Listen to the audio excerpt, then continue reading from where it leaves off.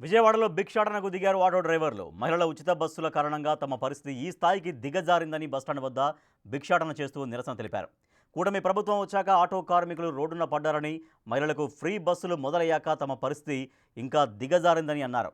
ప్రభుత్వం ఆటో కార్మికులకు ఇచ్చిన మాట తప్పిందని, అసెంబ్లీ సమావేశంలోపు తమ సమస్యలు పరిష్కరించకపోతే రాష్ట్ర వ్యాప్తంగా ఆటో డ్రైవర్లంతా అసెంబ్లీని ముట్టడిస్తామని హెచ్చరించారు. మరిన్ని వివరాలు మా ప్రతినిధి నరసింహ అందిస్తారు. విజయవాడలో ఆటో మోటారు కార్మికులు భిక్షాటనకు దిగారు. ప్రస్తుతం మనం విజువల్స్లో చూడొచ్చు. ఏదైతే ఉచిత మహిళలకు సంబంధించి ఉచిత బస్సు అమలవుతున్న నేపథ్యంలో కూడా తామంతా రోడ్డును పడే పరిస్థితి ఉందంటూ కూడా ప్రస్తుతం భిక్షాటన చేస్తున్నటువంటి విజువల్స్లో కూడా ప్రస్తుతం మనం చూడొచ్చు. ప్రతి ఒక్కరిని కూడా వాళ్ళు ప్రాధేయపడుతున్నటువంటి చూడొచ్చు. ఎందుకంటే చంద్రబాబు ఎన్నికల్లో హామీ ఇచ్చారు, కానీ ఆ హామీలు ప్రస్తుతం అమలు చేయట్లేదంటూ కూడా వీళ్ళంతా ఆరోపిస్తున్నటువంటి పరిస్థితి. ప్రస్తుతం మనతో చెప్పండి, భిక్షాటన చేయడానికి కారణమే? ఎన్నికల ముందు అనేకమైన హామీలు ఇచ్చారు. ఆటో అండ్ మోటార్ కార్మికులకు 5 హామీలు ఇచ్చున్నారు. దాదాపు 8 నెలల కాంచి అనేక దఫాలుగా అనేక ఉద్యమాలు చేసి అనేక రిఫ్రెజెంట్లు ఇచ్చినప్పుడు కూడా ప్రజాప్రతినిధులకి, రవాణా శాఖ మినిస్టర్కి 5 సార్లు రిఫ్రెజెంట్ ఇచ్చినా స్పందన లేదు. మహిళలకి ఆగస్టు 15 తారీఖు నుంచి ఫ్రీ బస్సు ఏర్పాటు చేశారు. మేము ఫ్రీ బస్సుకు వ్యతిరేకం కాదు. అదే ఫ్రీ బస్సు ఏర్పాటు చేసే క్రమంలో మేము ఏదైతే హామీ ఇచ్చానో ఎన్నికల ముందని ఆటో అండ్ మోటార్ కార్మికులు ఆదుకుంటామని చెప్పినటువంటి పెద్ద మనిషి ఇప్పుడు ఒక కమిటీ వేశారంటాడు. కమిటీతోటి కాలయాపన చేయడం తప్ప ఇంకోటి కాదు. ఇప్పటికే నీకు 16 నెలల పాటు అయిపోయింది. ఇంకెంతకాలం నువ్వు ఇట్లా వెయిట్ చేస్తావు? కుదరదు, నువ్వు ఇచ్చినటువంటి హామీలు అమలు చేయమని చెప్పేసి మేము ఇప్పటికీ అడుగుతా ఉన్నాం. ఈ రోజున ఆటో డ్రైవర్ని రోడ్డు మీదకి అడుక్కునే పరిస్థితికి నెట్టబట్టించావు. నీకు అధికారం ఇచ్చి కుర్చీలో కూర్చోబెడితే మమ్మల్ని అడుక్కోమంటావా? మా అడుక్కోవటమా ఉసురు అన్నటువంటిది నీకు తగలకంటే ఉండదు. కోట్ల రూపాయలు సంపాదించుకొని రాష్ట్రంలో కాదు దేశంలోనే ఉన్నత సీఎం ఎవడంటే నువ్వేం తేలింది? కోట్ల రూపాయలు సంపాదించుకునేవాడికి పేదోడు బతుకు గురించి పేదోడు నీకేం తెలుస్తుంది? నువ్వే కేవలం కుర్చీలో కూర్చోడం కోసం హామీలు ఇచ్చున్నావు అని చెప్పి తేడా తెలవుతుంది. ఇప్పటికే మేము అనేది చేశాం.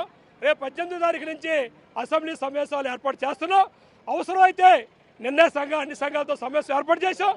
భవిష్యత్తులో 18వ తారీఖునే అవసరమైతే అసెంబ్లీ ముట్టడి కూడా పెడతాం. నీ అరెస్టులకి, నీ లాఠీ దెబ్బలకి భయపడే ప్రసక్తి లేదు అని చెప్పి సందర్భం చెప్పదలుచుకున్నాం. అంటే ప్రస్తుతం ఈఎంఐలు కట్టే పరిస్థితి ఏముందంట?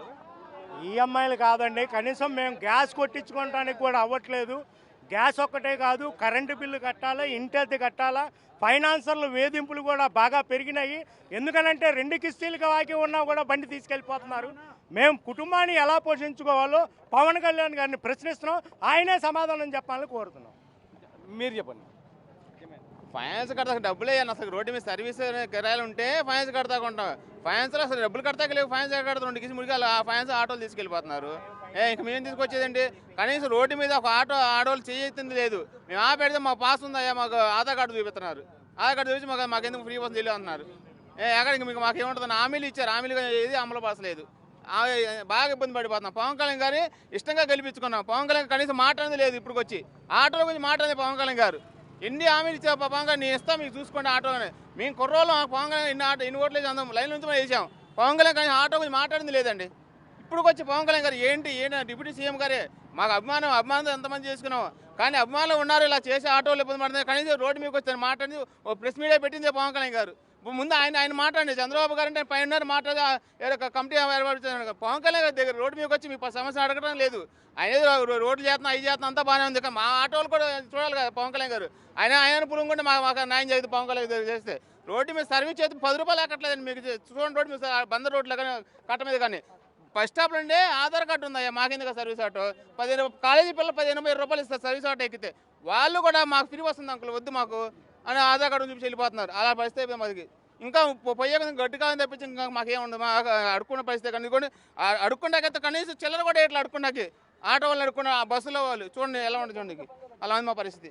ప్రతి ఒక్కరు కూడా అందరూ చెప్తున్న దాని ప్రకారం ఏదైతే పవన్ కళ్యాణ్ను చాలా ఇష్టంగా గెలిపించుకున్నాము, కానీ తమ సమస్యల పట్ల పవన్ కళ్యాణ్ ఒక్కసారి కూడా స్పందించట్లేదంటూ కూడా వీళ్ళు చెప్తున్నటువంటి పరిస్థితి అయితే కనిపిస్తుంది. అయితే అసెంబ్లీ సమావేశాల్లోపు తమ న్యాయమైన సమస్యను పరిష్కరించకపోతే మాత్రం అసెంబ్లీని ఖచ్చితంగా ముట్టడిస్తామంటూ కూడా వీళ్ళైతే హెచ్చరిస్తున్నారు. సాయితో నరసింహ, బిగ్ టీవీ, విజయవాడ.